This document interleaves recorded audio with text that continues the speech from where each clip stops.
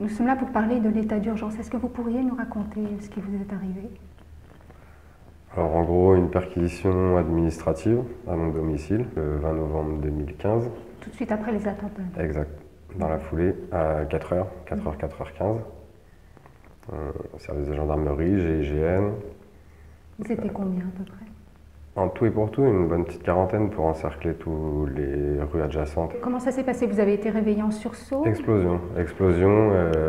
La porte à l'explosif, elle a été fracassée. Et en montant les escaliers, en criant GIGN, gendarmerie. D'accord. Donc vous étiez... Dans le sommeil avec mon épouse, les enfants dans leur chambre.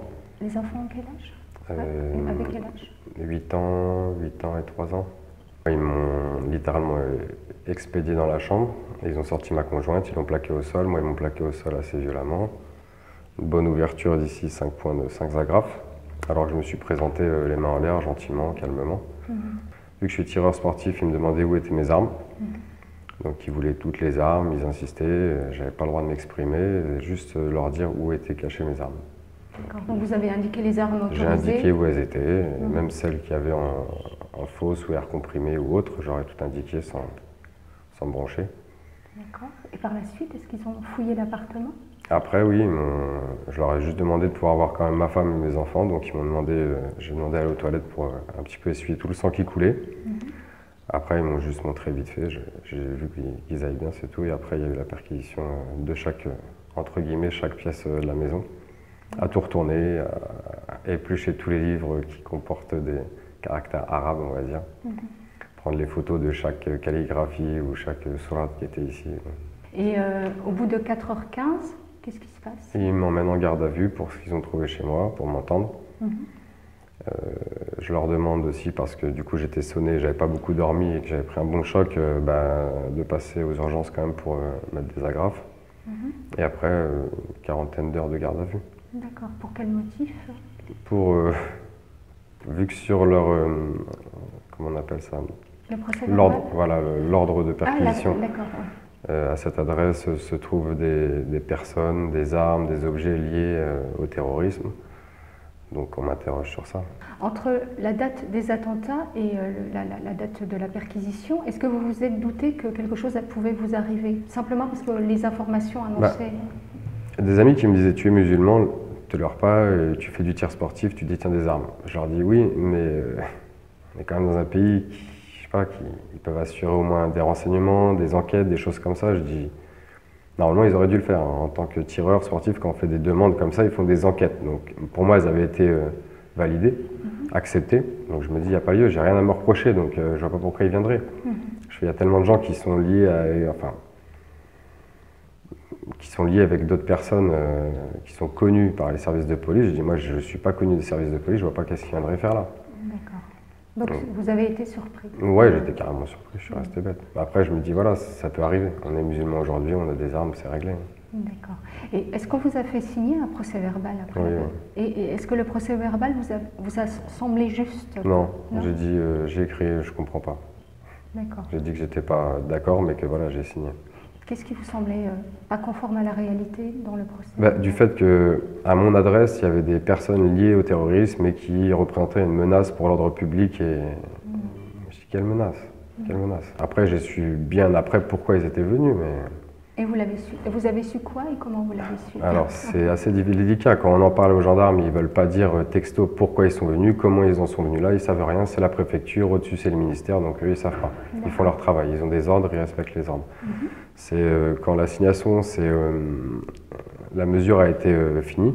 Quand ils n'ont pas renouvelé la mesure, je suis remonté dans mon club de tir pour revoir le président du club et en parler un petit peu avec lui. Et là, texto, en fait, j'ai compris qu'il y a eu une table ronde auprès de tous les directeurs, les présidents de clubs de tir, avec tous les préfets de chaque département, et qui demandaient gentiment les licences de personnes aux cultes différents. Donc déjà, rien que ça, on a une barbe. Le président du club, le directeur, savait pertinemment que j'étais musulman. Des fois, je passais avec ma femme, avec mes enfants. Ma femme porte un petit foulard pour couvrir les cheveux. Mon fils s'appelle Younes, ma fille Nawel. Comment vous dire?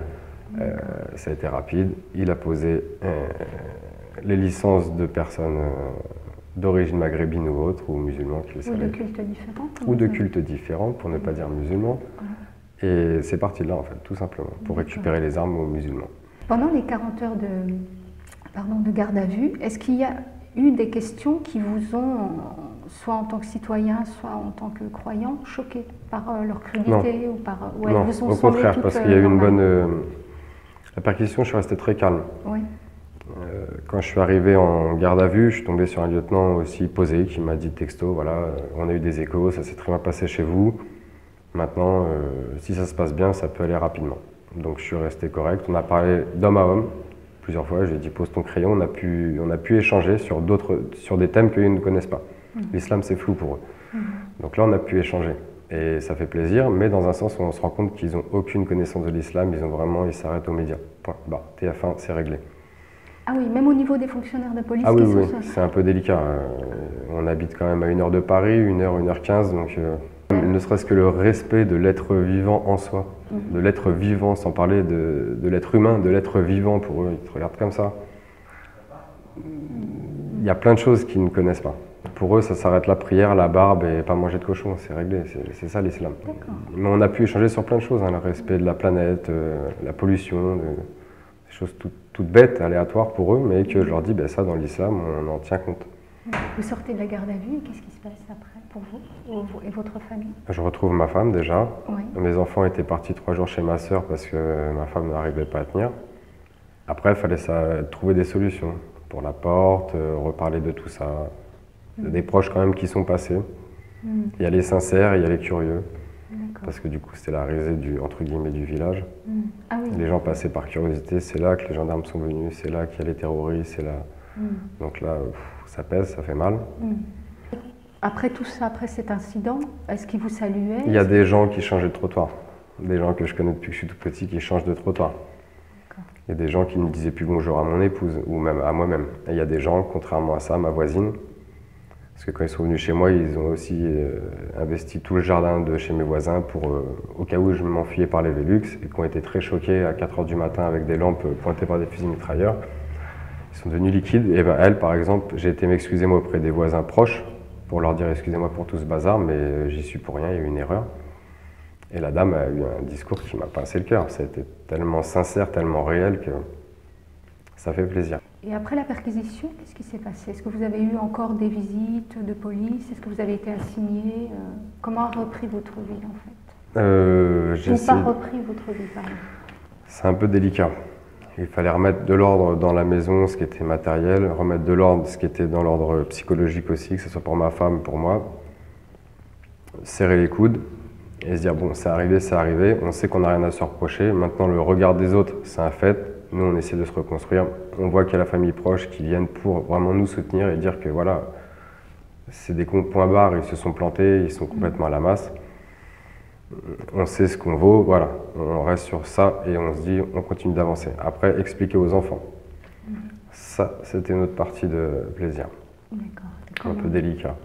Les enfants, après, des cauchemars, des pleurs? Un peu de cauchemars. Younes, qui a 8 ans, lui, c'était vraiment le fait que les gendarmes étaient venus pour m'emmener en prison, sans raison apparente.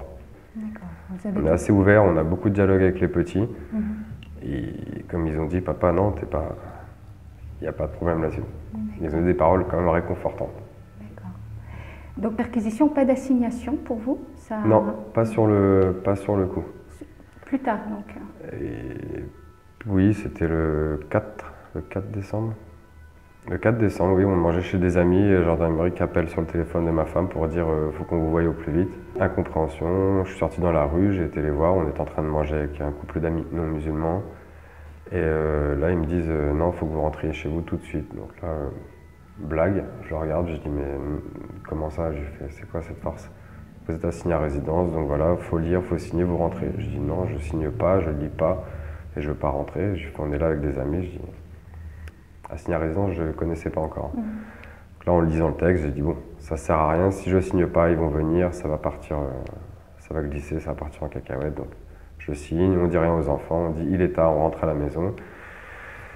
Et là commencent les 3 pointages par jour, 8h30, 15h15 et 17h45, Parce qu'après de 20h à 6h, il fallait que je reste chez moi, à mon domicile, pas sortir de chez moi. Et avec l'interdiction de sortir du village? Avec l'interdiction de sortir du village. Le 4 janvier, je devais rentrer en formation dans le 77 à Coubert, en réorientation professionnelle suite à un accident de travail. Donc là, ma préoccupation, à partir du 4 décembre, c'est comment je vais faire pour intégrer ma formation. Et là, c'est la machine administrative qui se met en route avec les contacts de la préfecture pour savoir comment je peux faire. Donc c'est que là, avec l'aide d'un avocat de Fontainebleau, où on a essayé de monter une annulation, on va dire, de la mesure. En voyant que ça ne marche pas, on a essayé de voir les sauf-conduits. Oui, donc entre guillemets, voilà, les autorisations de sortir de son village. On reste calme, posé, puis on encaisse. Est-ce que l'arrêté d'assignation indiquait une durée ou est-ce que c'était ouvert? Non, je crois qu'il n'y avait pas de durée, c'était le temps de l'état d'urgence. L'état d'urgence qui était signalé pour 3 mois, donc moi on me l'a signalé le 4 décembre, donc ça devait prendre fin le 26 février, quelque chose comme ça. Et au 26 février, c'est tombé ou ça a été renouvelé? 26 février, j'ai reçu un mail que je n'ai pas compris d'ailleurs. Je me suis quand même présenté au service de gendarmerie en leur disant « Écoutez, j'ai reçu un mail. C'était vraiment pas explicite. Moi, je ne comprenais pas trop, donc je me suis quand même présenté. Il y en a un qui dit « Non, vous continuez, vous êtes sous contrôle judiciaire, vous pointez quand même 3 fois par jour, je ne veux pas le savoir. » Donc là, j'ai demandé à voir quelqu'un supérieur. Le supérieur est venu, il a lu, il a dit « Mais non, c'est fini, on ne veut plus te voir et tout. » Un mail, même pas un coup de fil, pas de courrier, que dalle. Donc là, ça m'a choqué. C'est genre, on t'a pris, on t'a brouillé, on t'a gommé, on t'a chicoté, du jour au lendemain, genre un mouchoir sale, on te jette, on te dit ça y est, c'est fini. Donc attends, la personne que j'étais dangereuse le 25 février, le 26, elle est plus dangereuse, c'est ça? Je suis plus une menace pour l'État, je suis plus une menace pour le trouble à l'ordre public, du jour au lendemain. Donc là, c'est incompréhension et c'est un coup de massue, on ne comprend plus rien. En même temps, si vous n'aviez pas insisté pour voir quelqu'un d'autre, je continue à pointer. Vous alliez compter. Donc le fonctionnaire ne comprenait même pas. Non, il était perdu, les pauvres, parce que c'est une mesure qu'il ne connaissait pas, comme le jour de la perquisition, c'est quelque chose qu'il ne connaissait pas. Travailler avec le GIGN, état d'urgence, perquisition administrative, on leur demandait quelque chose, ils ne savaient rien. Et on était toujours obligé de remonter à la préfecture, et Dieu sait, avant d'avoir des réponses concrètes, ça pouvait prendre des semaines. Et après, est-ce que votre vie reprend son cours normal ou est-ce que vous avez encore des... C'est le bordel. Ah, dans quel sens? C'est un bordel monstrueux, c'est qu'il y a eu ça qui a été en place, c'est qu'il y a eu le speed de se dépêcher le matin pendant 2 mois, pendant la formation, à courir, à faire les démarches administratives. C'est-à-dire que j'étais en formation, au lieu d'écouter le formateur, je rédigeais des courriers pour les avocats, pour les aides, pour l'aide juridictionnelle. J'étais pas tranquille. Le soir, je rentrais, je bûchais encore. On essayait de trouver des solutions avec ma femme pour se dépatouiller de ce bazar. Et en fait, il y a eu soulagement. Oui, j'avais plus besoin de pointer 3 fois par jour. Mais à côté de ça, il fallait que je continue tous ces papiers, toutes ces démarches. J'avais jamais eu affaire aux tribunaux, à quoi que ce soit. Donc là, c'était assez difficile. Et comment ça s'est passé? Vous êtes passé devant le tribunal administratif? Déjà, c'était un grand pas d'avoir pu m'exprimer au tribunal administratif. Là, ça m'a fait... j'ai pu lâcher tout ce que j'avais sur le cœur depuis le temps. C'était une bonne chose de voir la dame qui représentait aussi le ministère de l'Intérieur, la directrice du cabinet qui a osé dire pourquoi est-ce qu'on écrivait quelqu'un de l'islam radical, et elle s'est retournée avec son petit regard, elle a dit mais il a la barbe. Mais même les gens de la salle, même le président de la cour, même le rapporteur public en a rigolé. Pour vous dire à tel point c'est faible, comment on peut assigner à résidence et comment on peut continuer à dire la personne est dangereuse, il a la barbe. Mais vous dites que ça vous a fait du bien parce que jusqu'à présent vous ne vous sentiez pas entendu. On peut pas en parler, enfin si avec les proches, mais en haut lieu, officiellement, non on ne peut pas. Les gendarmes n'y peuvent rien, il y a quelques personnes qui ont été gentilles à l'écoute quelques minutes, mais bon c'est pas leur travail donc ils se mettent un peu en retrait, ouais on comprend bien, mais on ne comprend pas pourquoi vous. Mais là au moins voilà c'était quelque chose d'officiel et j'ai pu vider mon sac tout simplement. Et ensuite, une fois que vous passez devant le tribunal administratif, vous faites appel devant le Conseil d'État? J'ai le refus quelques semaines plus tard. Et quelques semaines ou je ne sais plus quand, j'ai le refus et du coup, là, je décide de rien lâcher. Je crois c'est ma femme qui a fait la démarche pour rencontrer Halim, en voyant le parcours qu'il a eu. Et en parlant avec lui, moi, je me dis non, si tous les musulmans qu'on voit, ils baissent les bras et ils disent non mais c'est pas grave, c'est le ministère de l'Intérieur, on pourra rien faire de toute manière. Lui il m'a redonné vraiment un gros coup de peps et du coup on est passé en audience le 13 juin dernier. Et la Cour administrative d'appel de Lyon a bien tranché sur le fait qu'il n'y a vraiment pas grand-chose pour assigner, pour que je sois assigné. Donc elle vous a donné raison. Elle nous a donné raison. Et donc, tort au ministère de l'Intérieur. Tort au ministère de l'Intérieur. Maintenant, il faut voir si le ministère de l'Intérieur demande un pourvoi en cassation. Ouais. Et là, par contre, je ne sais pas. Comment la Cour administrative d'appel a argumenté le fait que le ministère de l'Intérieur avait eu tort? Mais qu'ils n'avaient rien, en fait. Que le dossier était vide? Que le dossier était vide, il faisait des faits, et en fait, après, il faisait des films. Il faisait un scénario. Vous avez une arme, oui, donc je peux faire des attaques. Je suis barbu, donc je suis de l'islam radical. Et en fait, toutes leurs suppositions, toutes leurs hypothèses, la Cour administrative d'appel de Lyon, elle n'en veut pas. Ce qu'ils veulent, c'est quelque chose de solide. Ils voient que j'ai aucun lien avec quelque terroriste qui soit, aucune mouvance radicale, que le fait que d'avoir une barbe et porter un petit bonnet et que ma femme se couvre les cheveux, ça n'a rien à voir avec l'islam ou fondamentalisme radical, extrémisme. Ils emploient des mots, des termes qu'ils ne connaissent eux-mêmes pas et qu'ils ne peuvent même pas appuyer. Ils ne peuvent même pas les expliquer, ils ne peuvent même pas les détailler. Donc non, la Cour administrative d'appel de Lyon a bien fait son travail et a vraiment pris en compte tout ce que j'avais pu expliquer. Cet arrêt de la Cour administrative d'appel, comment votre femme et vos enfants l'apprennent déjà? Et qu'est-ce que ça a comme conséquence sur votre famille? Ma femme est restée sceptique. Ah oui?